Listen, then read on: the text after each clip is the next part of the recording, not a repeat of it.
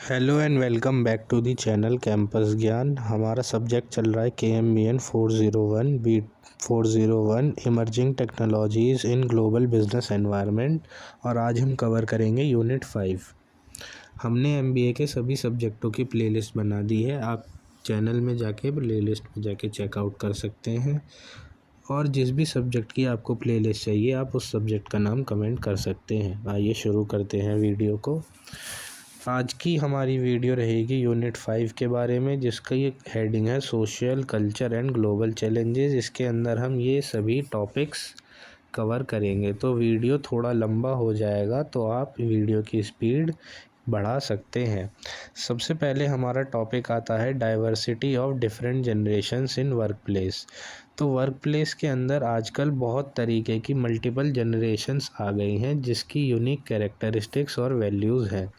सबसे पहले आती है हमारी बेबी बूमर्स, जो कि 1946 से 1964 की है। ये लॉयल हैं, हार्ड वर्क हैं और इनके पास जॉब सिक्योरिटी है। सेकंड आती है हमारी जनरेशन एक्स, तो ये 1965 से 1980 तक है। ये वर्क लाइफ बैलेंस को वैल्यू करते हैं और इंडिपेंडेंस रहते हैं और ये फ्लेक्सिबल होते हैं। फिर आते हैं हमारे मिलेनियल्स, तो ये 1981 से 1996 तक के हैं। ये वैल्यू कोलैबोरेशन लाते हैं, इनोवेशन लाते हैं और पर्पस ड्रिवन वर्क करते हैं। नेक्स्ट हमारे आते हैं जेनजी, जो कि 1997 से 2012 तक के हैं।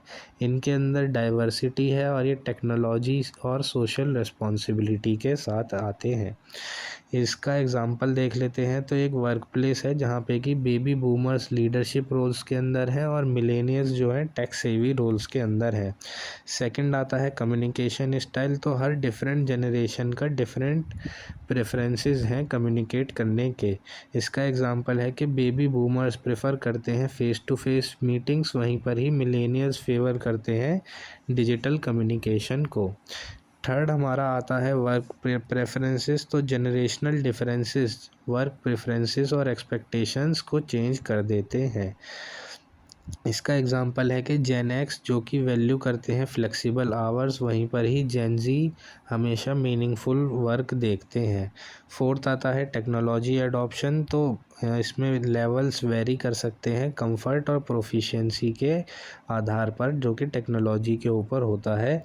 इसका एग्जांपल है कि मिलेनियल्स और जेंसी जल्दी से अडेप्ट कर लेते हैं डिजिटल टूल्स को और वहीं पर ही बेबी बूमर्स अडेप्ट नहीं कर पाते हैं। फिफ्थ आता है लीडरशिप स्टाइल, तो इसमें डिफरेंट अप्रोचेस आती हैं लीडरशिप की और मैनेजमेंट की। इसका एग्जांपल है कि बेबी बूमर्स फेवर करते हैं हायरार्कियल स्ट्रक्चर को, वहीं पर ही मिलेनियल्स प्रेफर करते हैं कोलैबोरेटिव लीडरशिप को। सिक्स्थ आता है कन्फ्लिक्ट रेजोल्यूशन, तो जनरेशनल डिफरेंसेस की वजह से कन्फ्लिक्ट्स को हैंडल किया जाता है और फीडबैक लिया जाता है।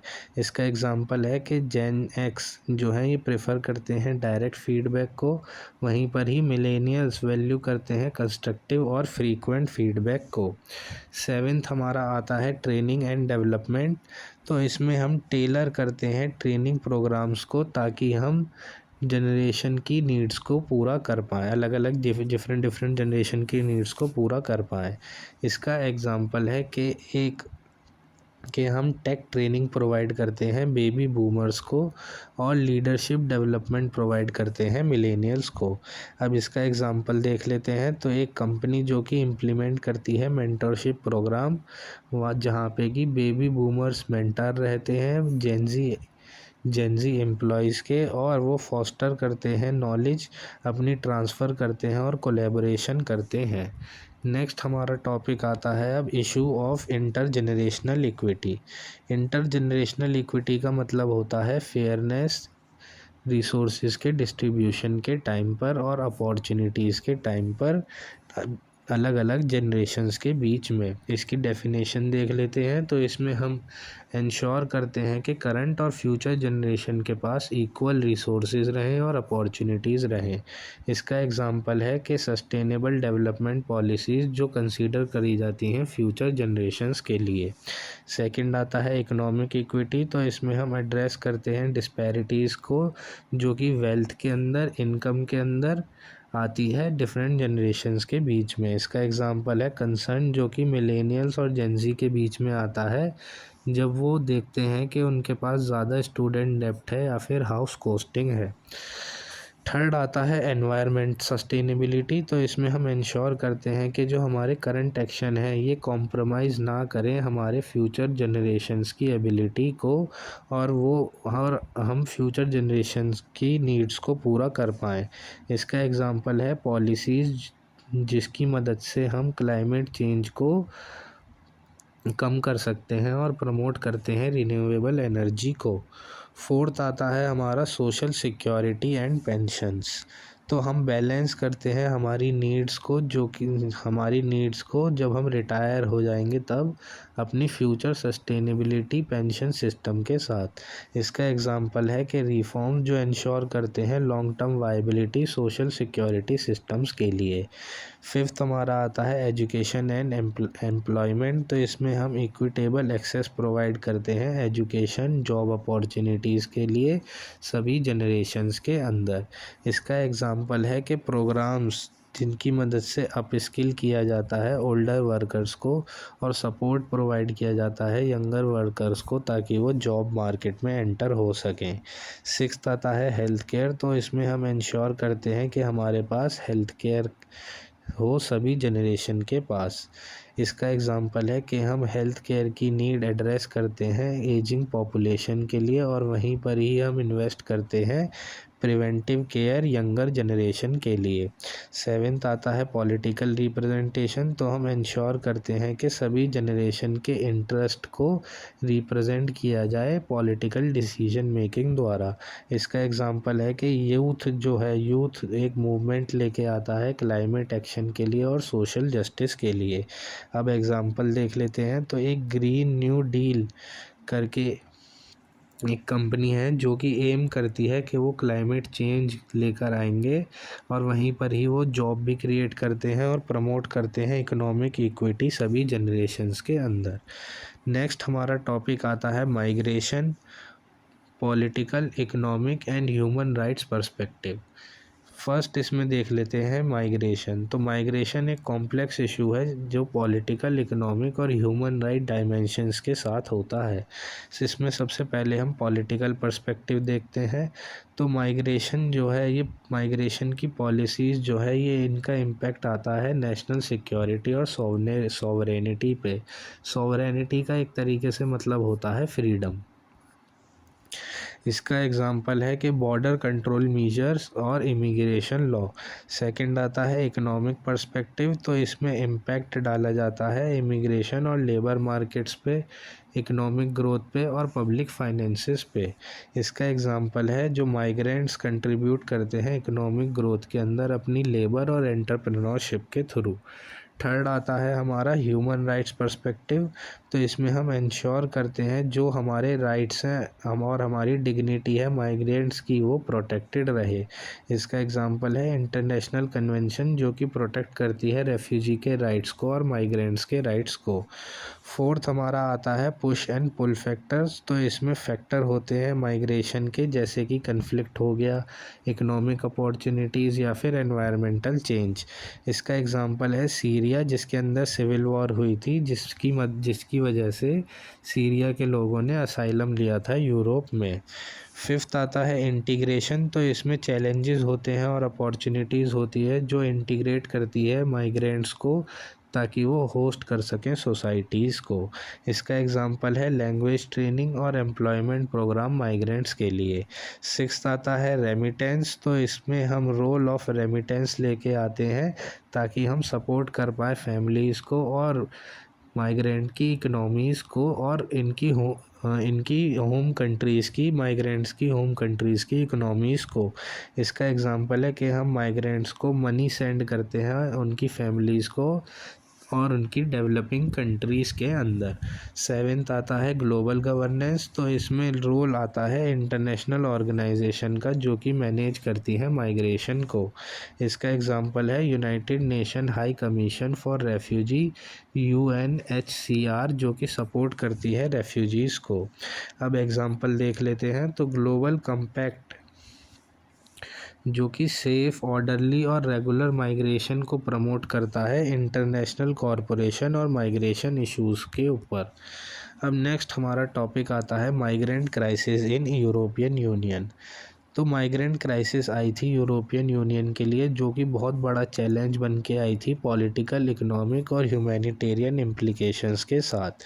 इसकी डेफिनेशन देख लेते हैं। तो एक बहुत ही बड़ा इन्फ्लक्स आया था माइग्रेंट्स का और रेफ्यूजीज़ का यूरोपियन यूनियन के अंदर 2015-16 क्राइसिस के दौरान। इसका एग्ज़ाम्पल है कि सीरियन, अफ़गानीज़ और इराकी, इन सभी ने असाइलम लिया था यूरोप के अंदर। अब सेकंड इसके कॉजेज़ देख लेते हैं। तो इसके कॉज थे कन्फ्लिक्ट, परसिक्यूशन के इसमें प्रोसिक्यूट किया जा रहा था लोगों को, इकोनॉमिक कंडीशन सही नहीं थी उनकी कंट्री की, और इसकी वजह से उन्हें माइग्रेशन करना पड़ा था। इसका एग्ज़ाम्पल है कि जब सीरिया में सिविल वॉर हुई थी तो रेफ्यूजी क्राइसिस आई थी। थर्ड है ईयू रिस्पॉन्सेस। तो ईयू ने बहुत सारे तरीके के रिस्पॉन्स दिए थे अपनी मेंबर स्टेट्स के द्वारा। इसमें इन्होंने बॉर्डर को क्लोज़ कर दिया था और रीलोकेट स्कीम लेकर आए थे। इसका एग्ज़ाम्पल है कि जर्मनी ने एक बहुत बड़े नंबर ऑफ रेफ्यूजी को एक्सेप्ट किया था, वहीं पर ही हंगरी ने अपने बॉर्डर फेंसेस को और ज़्यादा बढ़ा लिया था। फोर्थ आता है पॉलिटिकल इम्पैक्ट। तो ये क्राइसिस ने इन्फ्लुएंस किया था पॉलिटिकल डायनामिक्स को और इलेक्शंस को यूरोपियन यूनियन के अंदर। इसका एग्ज़ाम्पल है कि जब इसकी क्राइसिस की वजह से राइज़ हुआ था एक पॉपुलरिस्ट और एंटी इमिग्रेशन पार्टीज़ का बहुत सारी यूरोपियन कंट्रीज़ के अंदर। फिफ्थ इसमें आता है इकोनॉमिक इम्पैक्ट। तो इकोनॉमिक इम्पैक्ट के अंदर लेबर मार्केट इम्पैक्ट आया था, पब्लिक सर्विसेज पे इम्पैक्ट आया था और सोशल कोहीजन पे इम्पैक्ट आया था। इसका एग्ज़ाम्पल है कि माइग्रेंट्स ने लेबर शॉर्टेजेस को फिल कर दिया था कुछ सेक्टर्स के अंदर। सिक्स्थ आता है ह्यूमैनिटेरियन चैलेंजेस। तो इसमें इंश्योर करी जाती है सेफ्टी और राइट्स माइग्रेंट्स और रेफ्यूजीज़ की। इसका एग्ज़ाम्पल है जब ओवर क्राउडेड रेफ्यूजी कैंप्स होते हैं तो इनके लिए इनएडुकेट लिविंग कंडीशंस हो जाती हैं। इसका अब सेवन्थ पॉइंट आता है इंटीग्रेशन एफर्ट्स। तो प्रोग्राम जो इंटीग्रेट करते हैं माइग्रेंट्स को होस्ट सोसाइटी के अंदर। इसका एग्ज़ाम्पल है कि लैंग्वेज कोर्स और एम्प्लॉयमेंट सपोर्ट दिया जाता है रेफ्यूजीज़ को। अब एग्ज़ाम्पल देख लेते हैं। तो यूरोपियन यूनियन में टर्की ने माइग्रेंट्स के फ़्लो को कम कर दिया था यूरोप के अंदर और उन्हें फाइनेंशियल सपोर्ट प्रोवाइड करी गई थी। टर्की और यूरोपियन यूनियन ने टर्की को फाइनेंशियल सपोर्ट प्रोवाइड करी थी जब उनने रेफ्यूजीज़ को होस्ट किया था। अब हम देख लेते हैं जो भी हमने अभी तक टॉपिक पढ़े उनकी समरी। तो सबसे पहले हमने डाइवर्सिटी देखी थी डिफरेंट जनरेशन्स के बीच में, जो कि एक वर्क प्लेस के अंदर होता है। इसमें हम समझते हैं और मैनेज करते हैं हर जनरेशन की यूनिक कैरेक्टरिस्टिक्स को और वैल्यूज़ को। सेकंड हमने देखा था इश्यूज़ जो कि इंटर जनरेशनल इक्विटी के अंदर आते हैं। इसमें हमने फोकस किया था फेयरनेस, डिस्ट्रीब्यूशन ऑफ रिसोर्सेज के अंदर और अपॉर्चुनिटीज़ के अंदर सभी जनरेशन्स के अंदर। फिर हमने माइग्रेशन देखा था जो कि एक कॉम्प्लेक्स इशू है जिसमें कि पॉलिटिकल, इकोनॉमिक और ह्यूमन राइट डायमेंशंस होती हैं।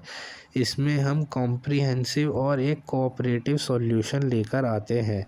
और लास्ट हमने देखा था माइग्रेंट क्राइसिस यूरोपियन यूनियन के अंदर, जिसने कि हाईलाइट करे थे चैलेंजेस और रेस्पॉन्सेज लार्ज स्केल इमिग्रेशन के, जिसमें कि एक सिग्निफिकेंट पॉलिटिकल, इकोनॉमिक और ह्यूमैनिटेरियन इम्प्लिकेशंस आए थे। अब हमारा नेक्स्ट टॉपिक शुरू होता है क्लाइमेट चेंज और क्लाइमेट चेंज के पॉलिटिकल डायमेंशंस।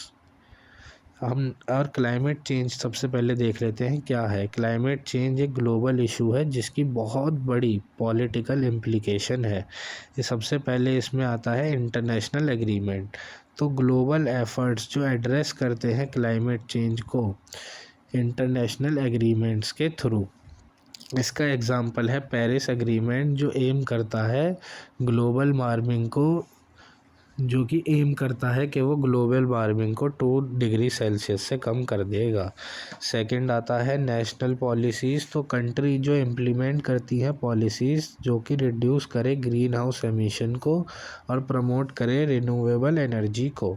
इसका एग्जांपल है जर्मनी का Energiewende policy transition to renewable energy के अंदर।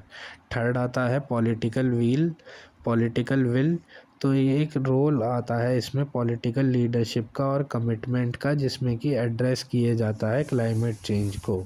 इसका एग्जांपल है ग्रीन न्यू डील ने प्रपोज किया था यूनाइटेड स्टेट्स के अंदर। फोर्थ आता है इकोनॉमिक इंटरेस्ट, तो इसमें बैलेंस करा जाता है इकोनॉमिक ग्रोथ को और एनवायरमेंटल सस्टेनेबिलिटी को। इसका एग्जांपल है जब टेंशन हो जाती है फॉसल फ्यूल इंडस्ट्री और रिन्यूएबल एनर्जी एडवोकेट्स के बीच में। फिफ्थ आता है ग्लोबल कोऑपरेशन, तो इसमें हमें इंटरनेशनल कोऑपरेशन की ज़रूरत रहती है ताकि हम क्लाइमेट चेंज को सुधार पाए। इसका एग्जांपल है United nation framework convention climate change UNFCCC। फिर आता है हमारा क्लाइमेट जस्टिस, तो हम एड्रेस करते हैं डिसअप्रोप्रिएट इम्पैक्ट जो कि क्लाइमेट चेंज के अंदर आते हैं वनरेबल कम्युनिटीज़ पर। इसका एग्जांपल है कि स्मॉल आइलैंड नेशन जो कि एक समस्या फेस कर रहे हैं कि सी का जो लेवल है वो बढ़ता जा रहा है। सेवेंथ आता है पब्लिक अवेयरनेस, तो हम पब्लिक अवेयरनेस लेकर आते हैं और एक्टिविज़म लेके आते हैं ताकि हम पॉलिटिकल एक्शन लेकर आ पाए। इसका एग्जांपल है ग्लोबल क्लाइमेट स्ट्राइक जो कि यूथ एक्टिविस्ट द्वारा करी जाती है, जिनका नाम है ग्रेटा थनबर्ग। इसका एग्जांपल देख लेते हैं, तो यूरोपियन यूनियन ने कमिटमेंट करा था कि वो क्लाइमेट न्यूट्रल हो जाएंगे 2050 तक यूरोपियन ग्रीन डील के अंदर। अब हमारा नेक्स्ट टॉपिक आता है plight and issue of climate refugee. तो क्लाइमेट रेफ्यूजी वो पीपल होते हैं जिनको अपना घर छोड़ना पड़ता है क्लाइमेट चेंज इम्पैक्ट की वजह से। सबसे पहले इसकी डेफिनेशन देख लेते हैं, तो ये वो इंडिविजुअल और ग्रुप्स होते हैं जो कि क्लाइमेट चेंज की वजह से अपने घर को छोड़ देते हैं, जैसे कि समुद्र का पानी ऊपर हो गया, सूखा पड़ गया, या फिर कोई बहुत ही ज़्यादा बारिश हो गई या फिर बाढ़ आ गई इस वजह से। इसका एग्जांपल है रेसिडेंट जो कि पैसिफिक आइलैंड्स के रिलोकेट हो रहे हैं क्योंकि वहाँ पे समुद्र का लेवल बढ़ता जा रहा है। सेकंड आता है कॉजेज़, तो इसमें एनवायरमेंटल फैक्टर्स होते हैं जैसे कि हरिकेन, फ्लड और डेजर्टिफिकेशन। इसका एग्जांपल है कि इन हरिकेन मारिया जिसने डिस्प्लेस कर दिया था पोर्टो रिकन्स को। थर्ड आता है लीगल स्टेटस, तो इसमें लीगल रिकॉग्निशन कम रहता है और प्रोटेक्शन भी हम कम कर पाते हैं क्लाइमेट रेफ्यूजीज़ का इंटरनेशनल लॉ के अंदर। इसका एग्जांपल है कि 1951 में रेफ्यूजी कन्वेंशन हुई थी जिसने क्लाइमेट रेफ्यूजीज़ को कवर ही नहीं किया था। फोर्थ आता है ह्यूमैनिटेरियन चैलेंजेस, तो इसमें हम शेल्टर, फूड और हेल्थ केयर प्रोवाइड करते हैं अपने रेफ्यूजीज़ को। इसका एग्जांपल है हमने रेफ्यूजीज़ कैंप लगाए थे बांग्लादेश में रोहिंग्या पीपल के लिए जो म्यांमार छोड़कर आ रहे थे। फिफ्थ है इकोनॉमिक इम्पैक्ट, तो इकोनॉमिक बर्डन जो कि होस्ट कंट्रीज़ और कम्युनिटीज़ पर होता है। इसका एग्जांपल है कि एक स्ट्रेन पड़ता है कंट्री के रिसोर्सेज पे जब वो लार्ज नंबर ऑफ रेफ्यूजीज़ को लेकर आते हैं अपनी कंट्री के अंदर। सिक्स्थ आता है सोशल इंटीग्रेशन, तो इसमें चैलेंजेस आते हैं जब हम क्लाइमेट रेफ्यूजीज़ को अपनी कम्युनिटी के अंदर लेकर आते हैं। इसका एग्जांपल है लैंग्वेज बैरियर और कल्चरल डिफरेंसेस। सेवेंथ हमारा आता है ग्लोबल रिस्पॉन्स, तो इसके अंदर हमारी इंटरनेशनल कॉरपोरेशन की ज़रूरत होती है ताकि हम सपोर्ट कर पाए क्लाइमेट रेफ्यूजीज़ को। इसका एग्जांपल है ग्लोबल कॉम्पैक्ट जो कि रेफ्यूजीज़ के लिए बनाया गया था ताकि इम्प्रूव करा जाए इंटरनेशनल रिस्पॉन्स को। अब एग्जांपल देख लेते हैं, तो डिस्प्लेसमेंट किया हो जाता है कम्युनिटीज़ का सब सहारा अफ्रीका में क्योंकि वहाँ पे बहुत लंबा सूखा पड़ता है और वहाँ पे बहुत ज़्यादा आंधी तूफ़ान आते हैं। थर्ड आता है, अब हमारा नेक्स्ट टॉपिक शुरू होता है सस्टेनेबल डेवलपमेंट गोल SDG। तो SDG एक सेट ऑफ ग्लोबल गोल है जिनको हम अचीव कर सकते हैं ज़्यादा सस्टेनेबल फ्यूचर के लिए। तो इसकी डेफिनेशन देख लेते हैं। तो इसके अंदर 17 गोल हैं जो कि अडॉप्ट किए गए थे यूनाइटेड नेशन द्वारा, ताकि हम एड्रेस कर सके चैलेंजेस जैसे कि पॉवर्टी, इनइक्वालिटी और क्लाइमेट चेंज। इसका एग्जांपल है कि SDG 13 जो है वो एम करता है कि हम अर्जेंट एक्शन लेंगे क्लाइमेट चेंज के ख़िलाफ़। सेकंड आता है हॉलिस्टिक अप्रोच। तो इसमें हम एड्रेस करते हैं सोशल, इकोनॉमिक और एनवायरमेंटल डायमेंशन सस्टेनेबिलिटी के लिए। इसका एग्जांपल है SDG 1 जिसके अंदर नो पॉवर्टी आता है, और SDG 2 जिसके अंदर ज़ीरो हंगर आता है, और ये एड्रेस करते हैं सोशल इश्यूज़ को। थर्ड आता है हमारा ग्लोबल कॉरपोरेशन। तो इसमें हमें इंटरनेशनल कोलैबोरेशन की ज़रूरत होती है ताकि हम अचीव कर पाएँ अपने सस्टेनेबल डेवलपमेंट गोल्स को। इसका एग्जांपल है पार्टनरशिप जो कि गवर्नमेंट, NGO और प्राइवेट सेक्टर के बीच में होती है। फोर्थ आता है मॉनिटरिंग एंड अकाउंटेबिलिटी। तो इसमें हम ट्रैक करते हैं प्रोग्रेस को और इंश्योर करते हैं अकाउंटेबिलिटी ताकि हम अचीव कर पाएँ SDG को। इसका एग्जांपल है UN annual sustainable development goal report. Fifth आता है हमारा लोकल इम्प्लीमेंटेशन। तो इसमें हम अडेप्ट करते हैं ग्लोबल गोल्स को और लोकल कंटेक्स्ट और नीड्स को। इसका एग्जांपल है कम्युनिटी बेस्ड प्रोजेक्ट जो प्रमोट करते हैं सस्टेनेबल एग्रीकल्चर को। सिक्स्थ आता है इनोवेशन एंड टेक्नोलॉजी। तो इसमें हम टेक्नोलॉजी का इस्तेमाल करते हैं ताकि हम अचीव कर पाएँ SDG को। इसका एग्जांपल है कि हम रिन्यूएबल एनर्जी का इस्तेमाल करते हैं और टेक्नोलॉजी का इस्तेमाल करते हैं ताकि हम प्रमोट कर पाएँ क्लीन एनर्जी को, और ये आता है हमारा SDG 7 में। सेवन्थ पॉइंट आता है हमारा एजुकेशन एंड अवेयरनेस। तो इसमें हम प्रमोट करते हैं अवेयरनेस और एजुकेशन को SDG के थ्रू। इसका एग्जांपल है कि हम एजुकेशनल प्रोग्राम लेकर आते हैं, सस्टेनेबल डेवलपमेंट लेकर आते हैं स्कूल्स के अंदर। अब एग्जांपल देख लेते हैं। तो ग्लोबल गोल्स और कैंपेन ये अवेयरनेस के लिए चलाया गया था ताकि हम और ज़्यादा एक्शन ले पाएँ SDG के बारे में। अब हमारा नया टॉपिक शुरू होता है rising inequality, historical context of inequality and social unrest. तो इनइक्वालिटी जो है वो हमेशा से ही एक इशू रहा है पूरी हिस्ट्री के अंदर, और इसकी वजह से हमेशा सोशल अनरेस्ट हुआ है। तो सबसे पहले देख लेते हैं हिस्टोरिकल कॉन्टेक्स्ट। तो इनइक्वालिटी हमेशा से एग्जिस्ट रही है बहुत सारे फॉर्म्स में, और ये फ्यूडल सिस्टम से लेके इंडस्ट्रियल कैपिटलिज्म तक रही है। इसका एग्जांपल है फ्रेंच रेवोल्यूशन जो कि एक्सट्रीम इनइक्वालिटी के रिस्पॉन्स में हुआ था। सेकंड आता है इकोनॉमिक इनइक्वालिटी। तो ये डिस्पैरिटीज़ होती हैं इनकम और वेल्थ डिस्ट्रीब्यूशन की वजह से। इसका एग्जांपल है गिल्डेड एज यूनाइटेड स्टेट्स के अंदर, जिसमें कि वेल्थ इनइक्वालिटी बहुत एक्सट्रीम हो गई थी। थर्ड आता है हमारा सोशल अनरेस्ट। तो इसमें इनइक्वालिटी जो है ये प्रोटेस्ट लेकर आती है, रेवोल्यूशन लाती है और सोशल मूवमेंट्स लेकर आती है। इसका एग्जांपल है ऑक्यूपाई वॉल स्ट्रीट मूवमेंट, जिसमें कि प्रोटेस्ट किया गया था इकोनॉमिक इनइक्वालिटी के बारे में। फोर्थ आता है हमारा पॉलिटिकल इनइक्वालिटी। तो इसमें डिस्पैरिटीज़ होती हैं पॉलिटिकल पावर और रिप्रेजेंटेशन के बारे में। इसका एग्जांपल है voting right movement equal representation के लिए। फिफ्थ आता है ग्लोबल इनइक्वालिटी। तो इसमें डिस्पैरिटीज़ होती हैं जो डेवलप करी जाती हैं डेवलपिंग कंट्रीज़ के लिए। इसका एग्जांपल है वेल्थ गैप ग्लोबल नॉर्थ और ग्लोबल साउथ के बीच में। सिक्स्थ आता है इम्पैक्ट ऑन सोसाइटी। तो इनइक्वालिटी जो कि सोशल फ्रेगमेंटेशन और रिड्यूस सोशल मोबिलिटी लेकर आती है। इसका एग्जांपल है कि इनइक्वालिटी का इम्पैक्ट एजुकेशन और हेल्थ केयर एक्सेस पर पड़ता है। सेवेंथ आता है पॉलिसी रिस्पॉन्स। तो गवर्नमेंट इम्प्लीमेंट करती है पॉलिसीज़ को ताकि एड्रेस कर पाए इनइक्वालिटी को। इसका एग्जांपल है प्रोग्रेसिव टैक्सेशन और सोशल वेलफेयर प्रोग्राम्स। अब हम एग्ज़ाम्पल देख लेते हैं। तो न्यू डील यूनाइटेड स्टेट्स के अंदर एम करता है कि वो रिड्यूस करेंगे इकोनॉमिक इनइक्वालिटी को ग्रेट डिप्रेशन के दौरान। अब हमारा नया टॉपिक शुरू होता है ग्लोबल इनइक्वालिटी। तो ग्लोबल इनइक्वालिटी का मतलब है कि जब डिस्पैरिटीज़ आ जाती हैं इनकम, वेल्थ और अपॉर्चुनिटी के बीच में, डिफरेंट कंट्रीज़ के बीच में, तब ग्लोबल इनइक्वालिटी होती है।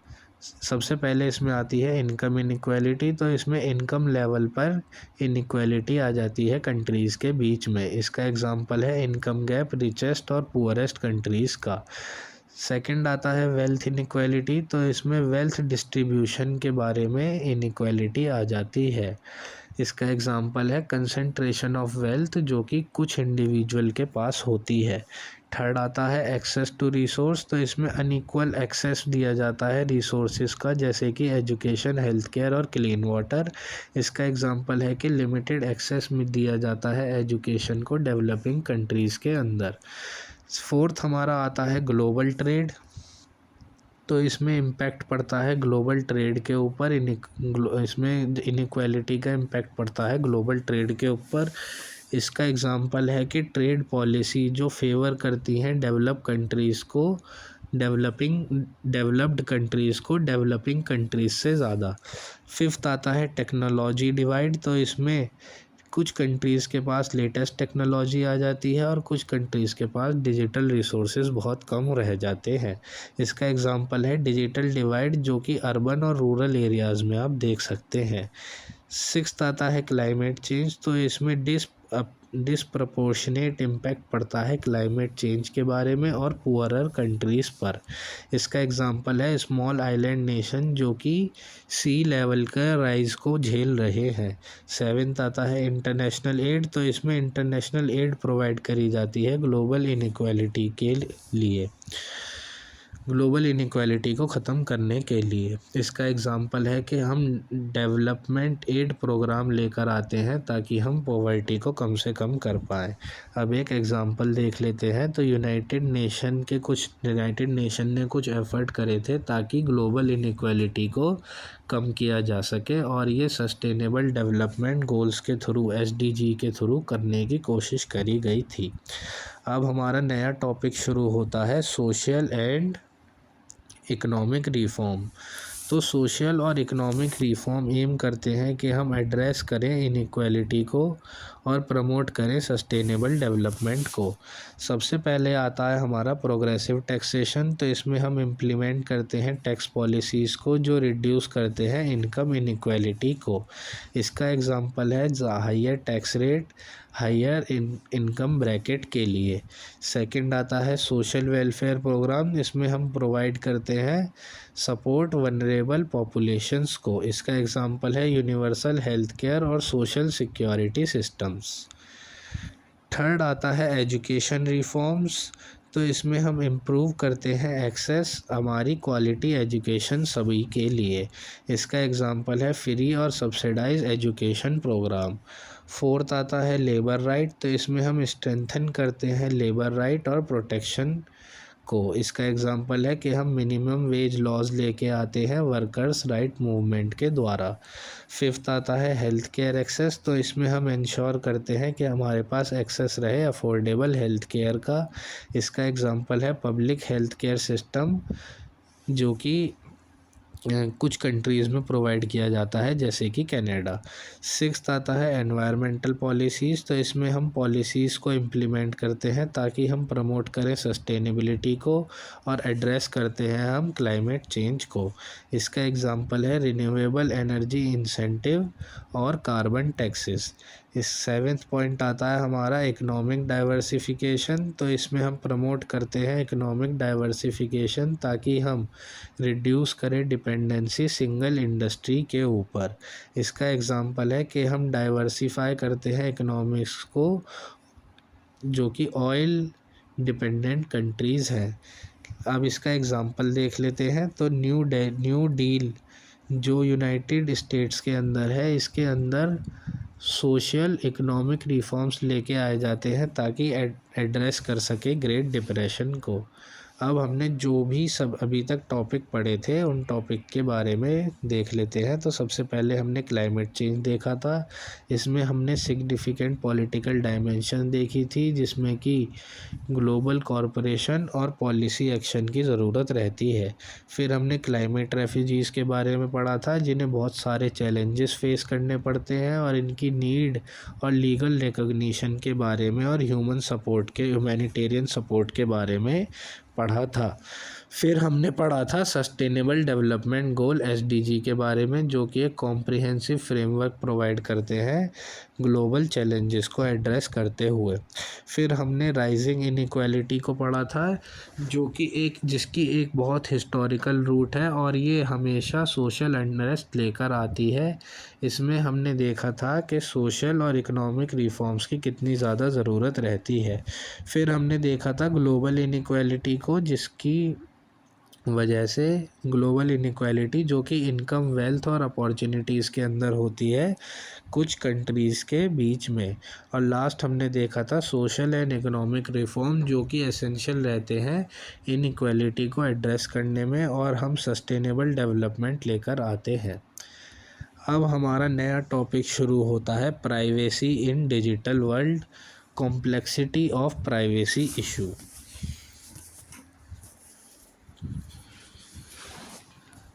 तो प्राइवेसी जो है डिजिटल वर्ल्ड में हमें प्रोटेक्ट करनी चाहिए अपनी पर्सनल इन्फॉर्मेशन, और अपनी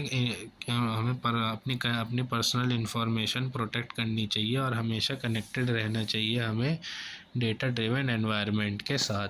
फर्स्ट हमारा आता है डेटा कलेक्शन। तो इसमें हम vast amount of personal data collect करते हैं कंपनी और गवर्नमेंट द्वारा। इसका एग्जांपल है सोशल मीडिया प्लेटफॉर्म, जो कि कलेक्ट करता है यूज़र डेटा, ताकि हम टारगेटेड एडवर्टाइजिंग के लिए। सेकंड आता है डेटा ब्रीचेस। तो इसमें अनऑथराइज्ड एक्सेस दिया जाता है पर्सनल डेटा के लिए, जो कि आइडेंटिटी थेफ्ट और फाइनेंशियल लॉस को करता है। इसका एग्जांपल है इक्वाफैक्स डेटा ब्रीच, जिसने कि एक्सपोज कर दी थी sensitive information millions of people की। थर्ड आता है सर्वेलेंस। तो इसमें हम सर्वेलेंस बढ़ा देते हैं गवर्नमेंट का और कॉरपोरेशन का, जो कि प्राइवेसी कंसर्न्स को बढ़ा देता है। इसका एग्जांपल है गवर्नमेंट सर्वेलेंस प्रोग्राम, जैसे कि प्रिज्म। फोर्थ पॉइंट आता है कंसेंट एंड कंट्रोल। तो इसमें हम इंश्योर करते हैं कि जो इंडिविजुअल्स है उनके पास कंट्रोल रहे अपनी पर्सनल डेटा का, और वो इन्फॉर्म्ड कंसेंट अपनी दे। इसका एग्जांपल है वेबसाइट, जो कि यूज़र की कंसेंट लेती है कुकीज़ को कलेक्ट करने से पहले। फिफ्थ आता है इसमें एनोनिमिटी। तो इसमें हम बैलेंस करते हैं कि क्या ज़रूरत है अकाउंटेबिलिटी की डिजिटल स्पेस में। इसका एग्जांपल है अनोनिमस सोशल मीडिया अकाउंट, जिनका इम्पैक्ट पड़ता है प्राइवेसी पर। सिक्स्थ आता है रेगुलेटरी फ्रेमवर्क। तो इसमें हम रोबस्ट लीगल फ्रेमवर्क का इस्तेमाल करते हैं ताकि हम प्रोटेक्ट करें प्राइवेसी को। इसका एग्जांपल है general data protection regulation GDPR, European union के अंदर। सेवेंथ आता है हमारा टेक्नोलॉजिकल सॉल्यूशन। तो हम इसमें टेक्नोलॉजी का इस्तेमाल करते हैं ताकि हम एनहेंस करें प्राइवेसी को, जैसे कि एन्क्रिप्शन और एनोनिमाइजेशन। इसका एग्जांपल है कि हम एंड टू एंड एन्क्रिप्शन का इस्तेमाल करते हैं अपने मैसेज करने के लिए, जैसे कि व्हाट्सएप। नेक्स्ट अब हमारा एग्जांपल देख लेते हैं। तो एग्जांपल है कैम्ब्रिज एनालिटिक्स स्कैंडल, जो कि हाईलाइट करता है मिसयूज़ के पर्सनल डेटा का कितना ज़्यादा मिसयूज़ हो सकता है पॉलिटिकल पर्पसेस के लिए। अब हम देख लेते हैं basics of general data protection regulation GDPR. तो जीडीपीआर एक कॉम्प्रिहेंसिव डेटा प्रोटेक्शन रेगुलेशन है यूरोपियन यूनियन के अंदर।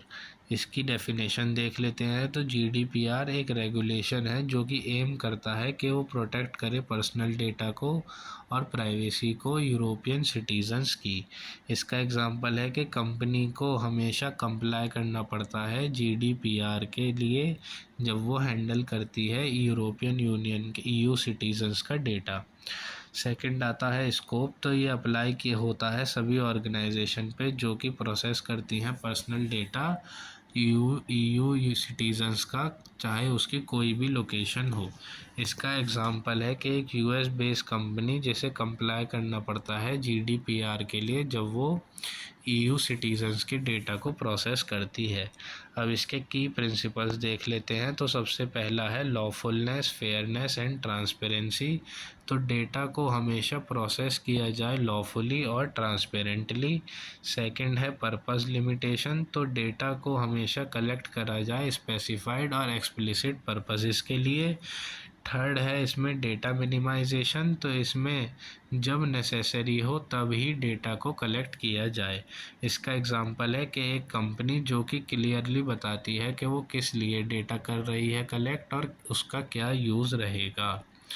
नेक्स्ट हमारा पॉइंट आता है फोर्थ, इंडिविजुअल राइट्स। तो GDPR हमें कुछ राइट्स प्रोवाइड करता है हमारे पर्सनल डेटा, जैसे कि हम एक्सेस, रेटिफिकेशन और इरेजर।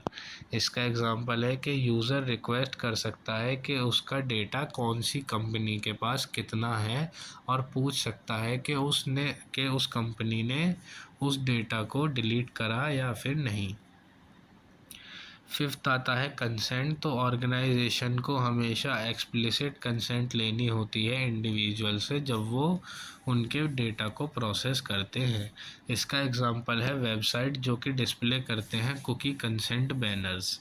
सिक्स्थ आता है डेटा प्रोटेक्शन ऑफिसर्स, DPO।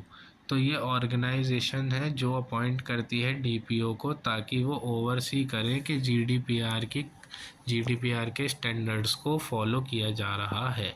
इसका एग्जांपल है कि लार्ज कंपनी हायर करती हैं DPO को ताकि वो इंश्योर करें कि डेटा प्रोटेक्शन प्रैक्टिसेस फॉलो करी जा रही हैं। सेवेंथ आता है पेनल्टीज़, तो जो भी GDPR के स्टैंडर्ड्स को फॉलो नहीं करता है, रेगुलेशन को फॉलो नहीं करता है, तो उन्हें फ़ाइन देना पड़ता है। इसका एग्जांपल है कि फ़ाइन 4% हो सकता है एनुअल टर्नओवर का या फिर 20 मिलियन पाउंड जो भी हायर रहता है।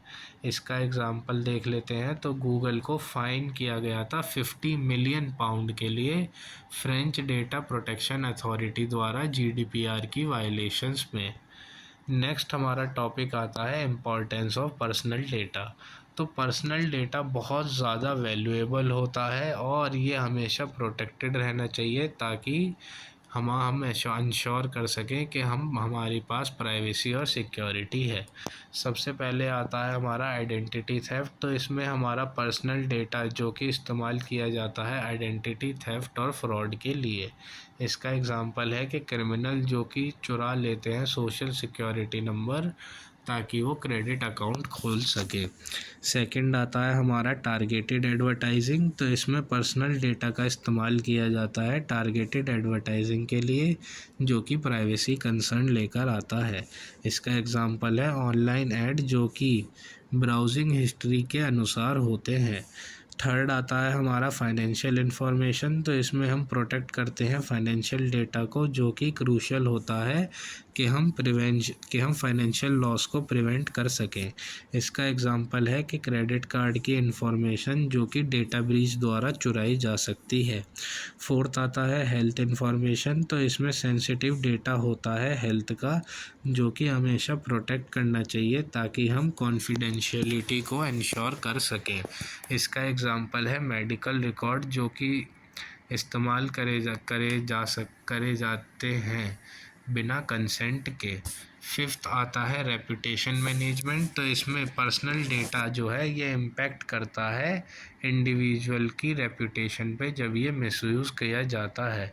इसका एग्जांपल है कि पर्सनल ईमेल लीक किए जाते हैं जब पब्लिक फिगर अफेक्ट होती हैं।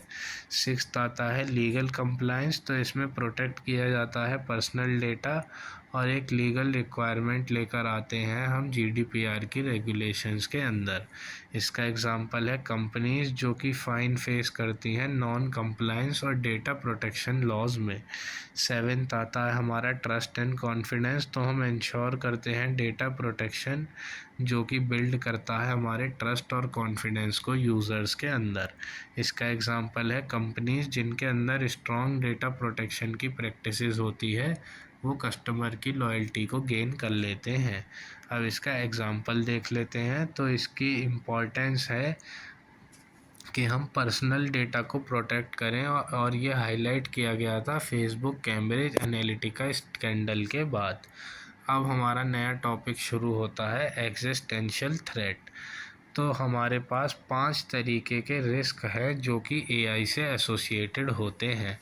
तो एआई जो है ये बहुत सारे एग्जिस्टेंशियल रिस्क लेकर आता है जिनको एड्रेस किया जाना चाहिए ताकि हम इंश्योर कर सकें सेफ़ और एथिकल यूज़ को। फर्स्ट आता है ऑटोनोमस वेपन। तो एआई पावर्ड वेपन जो है वो अनइंटेंडेड कन्फ्लिक्ट्स लेकर आ सकते हैं और ह्यूमन कंट्रोल का लॉस भी उनके ऊपर खो सकते हैं। इसका एग्जांपल है ड्रोन जिनके पास एआई कैपेबिलिटीज़ है, वो इस्तेमाल किए जा सकते हैं वॉरफेयर में। सेकंड आता है जॉब डिस्प्लेसमेंट। तो एआई और ऑटोमेशन एक सिग्निफिकेंट जॉब लॉस लेकर आता है इकोनॉमिक डिस्ट्रप्शन के अंदर। इसका एग्जांपल है ऑटोमेशन मैन्युफैक्चरिंग के अंदर जो कि लीडिंग जॉब डिस्प्लेसमेंट है। थर्ड आता है बायस एंड डिस्क्रिमिनेशन। तो एआई सिस्टम जो है ये परपीचुएट करते हैं और एम्प्लीफाई करते हैं बायसनेस को जो कि प्रेजेंट होते हैं ट्रेनिंग डेटा के अंदर। इसका एग्जांपल है कि एआई हायरिंग टूल जो कि फेवर करता है कुछ डेमोग्राफिक्स से। फोर्थ आता है लॉस ऑफ प्राइवेसी। तो एआई सिस्टम जो है ये इन्फ्रिंज करते हैं हमारी प्राइवेसी को और हमारे डेटा को एक्सटेंसिवली कलेक्ट करते हैं और सर्वेलेंस करते हैं। इसका एग्जांपल है कि फेशियल रिकॉग्निशन टेक्नोलॉजी जो कि इस्तेमाल करी जाती है मास सर्वेलेंस के लिए। फिफ्थ आता है सुपर इंटेलिजेंस। तो इसमें पोटेंशियल डेवलपमेंट हो सकती है सुपर इंटेलिजेंट एआई की जो कि ह्यूमन कंट्रोल के भी बियॉन्ड हो सकता है। इसका एग्जांपल है कि एक हाइपोथेटिकल सिनेरियो जहाँ पे कि एआई ह्यूमन इंटेलिजेंस को भी सरपास कर सकता है। सिक्स्थ आता है एथिकल कंसर्न। तो हम इंश्योर करते हैं कि एआई के जो सिस्टम है ये डेवलप करे जाए और इस्तेमाल करे जाए एथिकली। इसका एग्जांपल है कि एआई सिस्टम जो कि लाइफ और डेथ डिसीजन लेते हैं हेल्थ केयर के अंदर। सेवेंथ आता है रेगुलेटरी चैलेंजेस। तो हमें एक रोबस्ट रेगुलेशंस की ज़रूरत है जो कि गवर्न करें एआई के डेवलपमेंट को और यूज़ को। इसका एग्जांपल है कि हमें डेवलप करने चाहिए इंटरनेशनल स्टैंडर्ड एआई एथिक्स और सेफ्टी के लिए। अब इसका एग्जांपल देख लेते हैं। तो एक डिबेट चलती है एथिकल इम्प्लीकेशंस के लिए कि एआई जो है ऑटोनोमस व्हीकल्स में इस्तेमाल करना चाहिए जो कि स्प्लिट सेकंड डिसीजन ले सकता है। अब हमारा नया टॉपिक शुरू होता है need of new age ethics. तो need of new age ethics इसलिए एसेंशियल है ताकि हम एड्रेस कर पाएँ एथिकल चैलेंजेस को जो कि मॉडर्न टेक्नोलॉजी द्वारा होते हैं। सबसे पहले इसमें आता है डेटा प्राइवेसी। तो इसमें इंश्योर करा जाता है एथिकल कलेक्शन, यूज़ और प्रोटेक्शन हमारे पर्सनल डेटा का। इसका एग्जांपल है कि हम इम्प्लीमेंट करते हैं स्ट्रॉन्ग डेटा प्रोटेक्शन मेजर्स को और ऑब्टेन करते हैं इन्फॉर्म्ड कंसेंट्स को।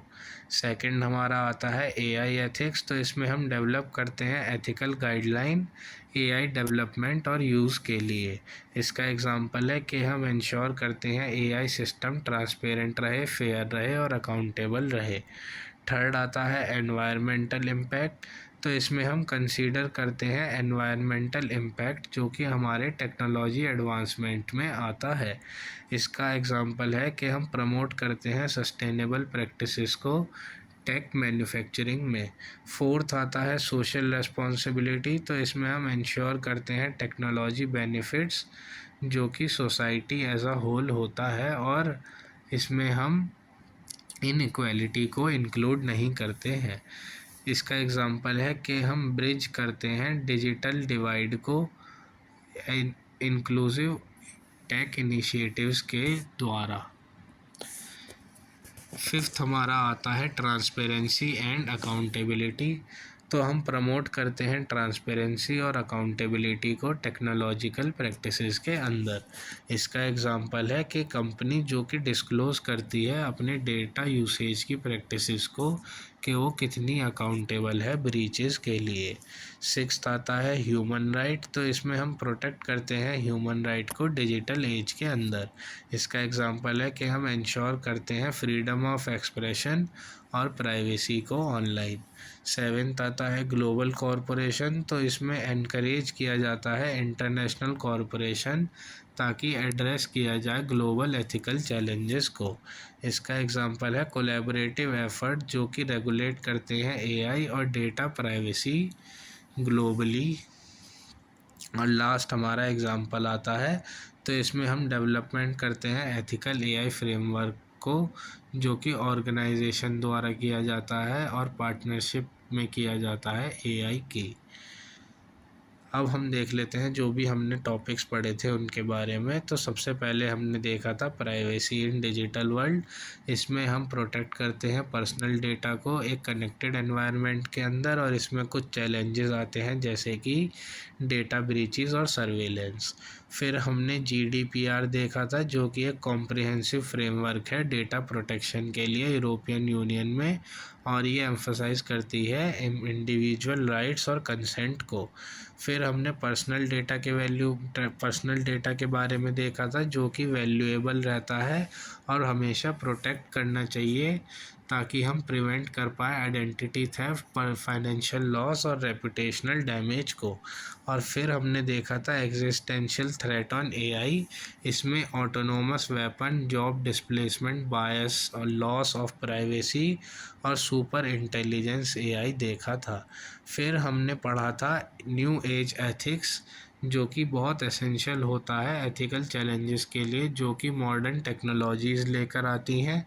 इसमें हम इंश्योर करते हैं डेटा प्राइवेसी को, एआई एथिक्स को और सोशल रिस्पॉन्सिबिलिटी को। अगर आप मेरा वीडियो यहाँ तक देख रहे हैं तो आपका बहुत बहुत धन्यवाद। चैनल को सब्सक्राइब कीजिएगा और वीडियो को लाइक कीजिएगा। Thank you.